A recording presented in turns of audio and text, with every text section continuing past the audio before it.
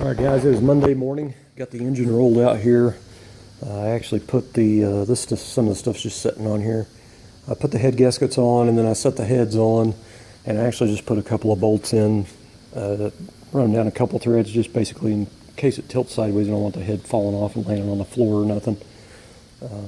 Really happy that I put those nickels in there because the head of the bolt is just about the same size. Excuse me. Anyway, that's going to end up being pretty cool, but it just, to me, that's pretty nice detail to have. You know, everything's orange, and then you have your nice shiny bolts sticking out there. But anyway, I had a pretty late night last night, painting all kinds of little parts, and I actually tried this. I got this at local paint supply. Fairly inexpensive. I think it's about 50 bucks or 60 bucks. Anyway, it's vintage satin black. It's an off-brand, obviously, but man, that stuff lays down so nice. Very, very nice, smooth, and it dries pretty quick. So I'm pretty happy about it. This is a billet low mount alternator bracket that I got off eBay, and it was all aluminum. And anyway, I wanted it black, so I painted it, but I pretty much taped everything off that I didn't want painted, because when you go to put bolts in that all aluminum, it's just going to tear the paint up around it. So I used all kinds of crap. These are actually the plastic collars that come in rebuild kits. I have a few of these laying around in a drawer, but put tape around them, take up the slack, but it basically set them in there to keep paint from getting in there. And then I used like shell casings. I think that's a 45. It fit in one of those. Then I had another shell casing that fit in the smaller one. I usually keep spent cartridges around, and it's mainly if I'm making a gasket. You can punch a hole, and it makes a really nice hole. But they also work for when you're taping off speed holes like that, or bolt holes in something. So anyway, it's redneck at its finest, but hey, it works. You know what I mean? These pan rails, they were awful rough, and I actually used a Scotch-It disc on my 90-degree angle grinder, and I smoothed them out real nice. And I use, I've got a tall can of Sim etching primer. That stuff works pretty good for, even though it's aerosol, it seems to stick really well. So I lightly coated those in the bracket before I shot those. But the other thing I did last night, because after I painted my engine and all the pieces for it, I had just a little bit of clear coat left over in the cup. So I decided to go ahead and put it to good use, and I sprayed my balancer. I have never done this before. I usually paint my balancers like a satin black. Now this one is brand new. It's a Summit one, and it's a pretty nice little balancer, really. But what I liked about it is it has the lines in it, and to me it looks like a stainless steel finish on it. So what I did was basically just lightly scuffed it and wiped it down, tacked it off, and shot it with clear. I sprayed the front and the back. But anyway, so it's just another different color that'll be under the hood, to kind of break up all the black, because there's black everywhere. Obviously, with the front of the car going to be black, and then the chassis black, and components on it black. But anyway, I don't know, for some reason I just kind of like that raw finish. Anyway, the water pump. Now this is something I do sometimes for an added extra detail. When you buy a Felpro gasket kit, it comes with a water pump plate gasket. And so when I painted all this stuff black, I actually painted the back of this also. Now you do have to paint this on both sides because it's a rolled edge on it. But anyway, I put ARP 12 points that I'll be using in it as well. But even though it's probably pretty much not going to be seen, you will see a little bit of it, and it's just a detail item that I like. If you haven't noticed, I like detailing things. But anyway, the fuel pump plate here from the factory, these things are, let's see if I have another one laying around here. I had another one out yesterday. I got so much crap in here. Here we go. They're just really rough around the edges. They, see if I can step it into the sun here. they have a kind of a sharp edge here and here, and then the edges of it are just really, really gnarly, and it has sharp edges on the bottom as well. So I ended up using my angle grinder and a roll lock and went around there and smoothed it all up, and then finished it out with a Scotch-It disc.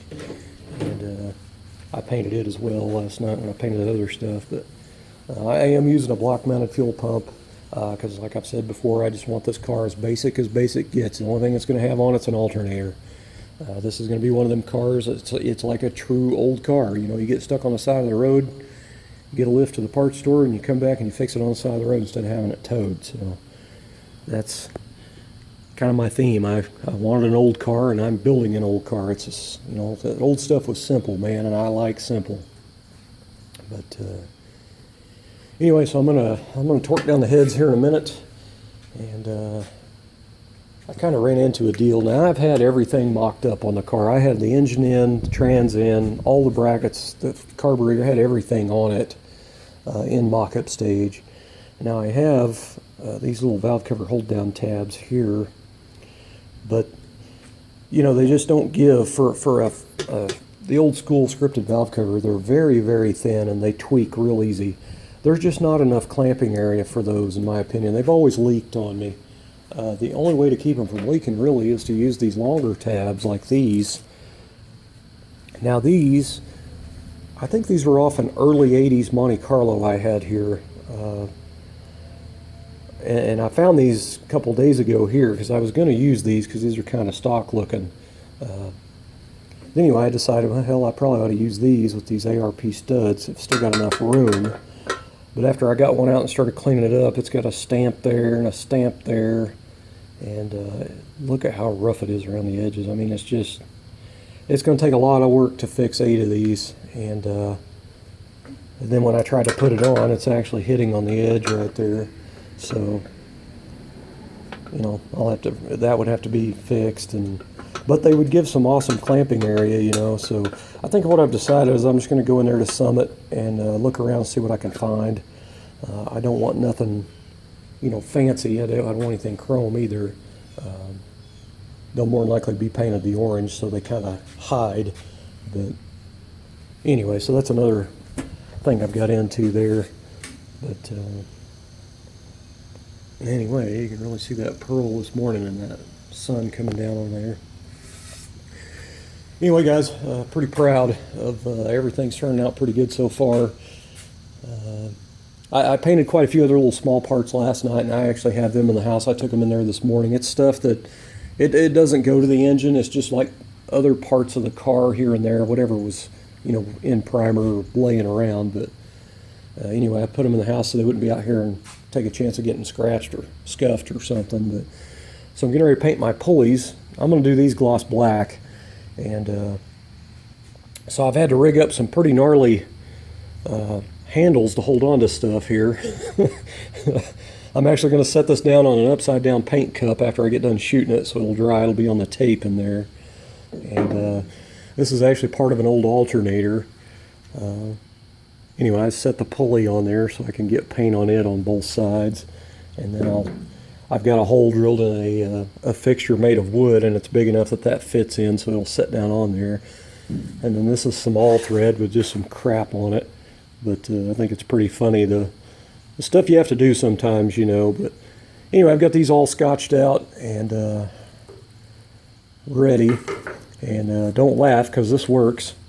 And there's actually a piece of old cork gasket still stuck in this one from me using it last time I made a gasket. But anyway, this is cartridges, you know, that are spent that put tape around and set them down in there because I don't want any paint around the edges, because when I go to put the bolts in, it would just scratch it up anyway.